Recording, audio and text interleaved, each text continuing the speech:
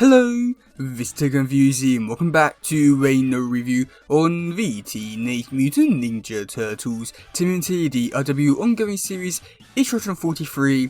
And yeah, so this one is, I don't know where to really start with this one, just because there's only one main part about the issue, and then there's like a one-page bit there, and for the most part I just don't really know what to really begin with, or really know where to start with, just because this issue is really good for the most part, and yeah, I just don't know where to really begin. It's somewhat of an interesting issue, shall we say.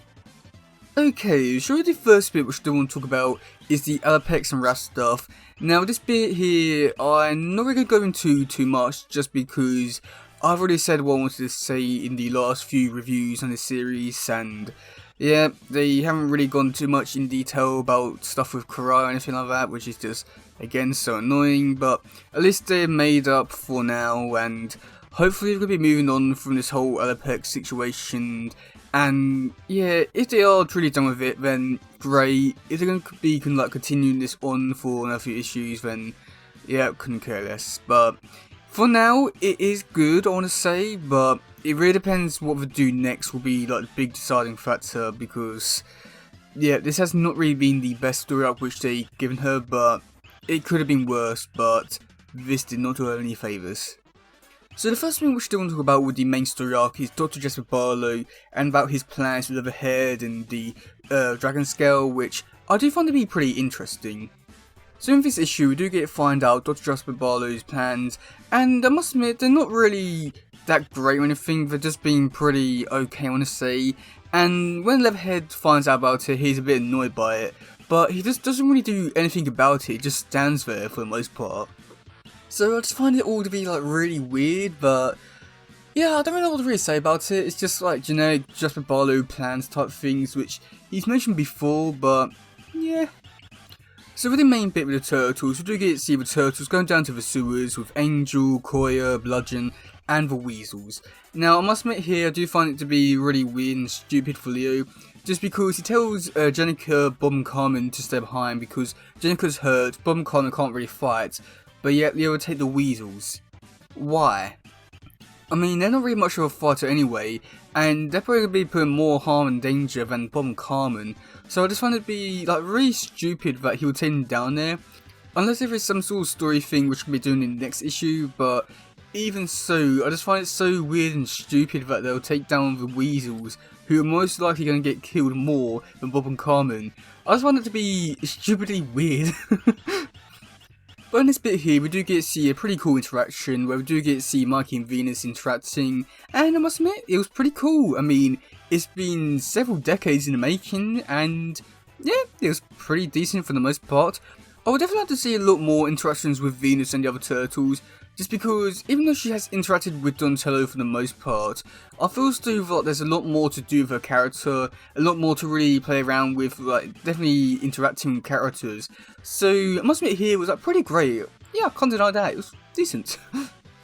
But then for the next bit, where we do get to see these Night Terror things go out and basically give like loads of characters nightmares, which I do find to be pretty interesting, because you do get to see a lot of interesting things with loads of characters, such as like Leo like really questioning his worth as a leader, and do get to see the weasels want to go back to Hob, but Hob always leaving them and stuff like that.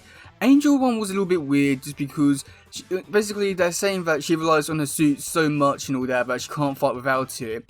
Now I do feel still that like this would have been a really good like story element for a character. However, we don't really get to see her too much, so this bit here does feel like really weird just to put it in there and be like, yeah, like, you know, you can't fight anymore without your suit.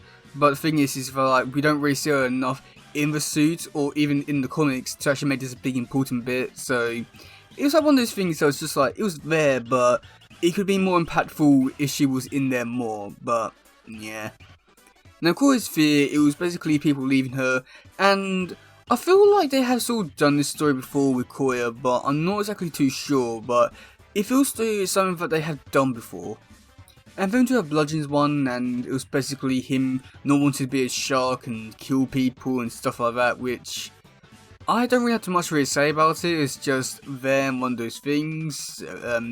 And once again, like, he's another one of these characters who hasn't really been in the comics too much to be like, yeah, wow, that's a really great fear for your character. It's just like one of those things, it's just like, yeah, okay, that's good enough, I guess. Now, Donatello's fear was pretty interesting, where we do get to see him sort of worrying about the future and about telling the others about the secrets for the future, which I do find to be pretty interesting and like really make it a bit more mysterious, which I must admit I do really enjoy. And I'm just really curious to see where we'll be taking this storyline, and can't wait to see where it do take it. It's going to be great, I hope. But then we do get to see Mikey's one, and his one again was another one that was like really interesting. We do get to see him sort of like wondering, questioning his basically his relationship with the community, and wondering if basically all the people are listening and going to him because of the radiant gravity, or if it's just because they want to do stuff. And then he's also wondering if basically people are going to be doing stuff because they want to do it, or because of the radiant gravity, which I must admit I do find it to be pretty interesting. And I do think that it's one of these things that hasn't been shown a lot in like other media, in terms of like movies, TV shows, or even other franchises, which I must admit I do find it to be pretty interesting. However, I do know that with this storyline, even though like this could be like a really interesting thing to really explore, it is also that it's just going to be one of those things that it's just going to happen in this issue, and then they never really talk about it ever again. But I do feel still like this is like a really interesting thing to really explore, but yeah. Now, Venus 1, it was basically her sort of like saying that, like, yeah, I'm beautiful and stuff like that, I don't need you anymore, and yeah, it was okay, I guess. But we do get to see Venus like use her magic and stops the Night Terror things. So Mikey and Venus go into Dr. Barlow's lair, and that's when they discover like Leatherhead and Dr. Jackson Barlow. And that's when the big fight happens, and we do get to see Leo and Mikey fight Leatherhead, which I thought was pretty cool for the most part. It's really great to see Leatherhead again. And we do get to see Leo kill Dirtbag and Groundchuck, which I thought was pretty cool, I'll say. And we do get him to like see it's like stabbed through the stomach, which again I thought was pretty cool. And even seeing like that's going to be like the main weakness for some of these characters.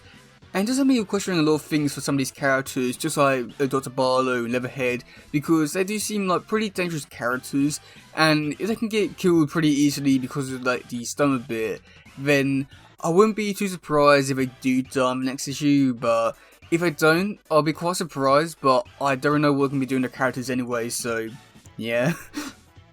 But then after that, we do get the discovery of basically Dr. Jasper Barlow has been using dragon scales on him, and I feel still like this should be a big thing, but I don't really know what to really say of it. It's just one of those things that was just then just happened, and I can't really say that I was too shocked by it or excited by it, but you know, it was there, and yeah, it was right. So I must admit, overall, I do feel still that the artwork in this issue, in particular compared to the other ones, was on like a whole nother level.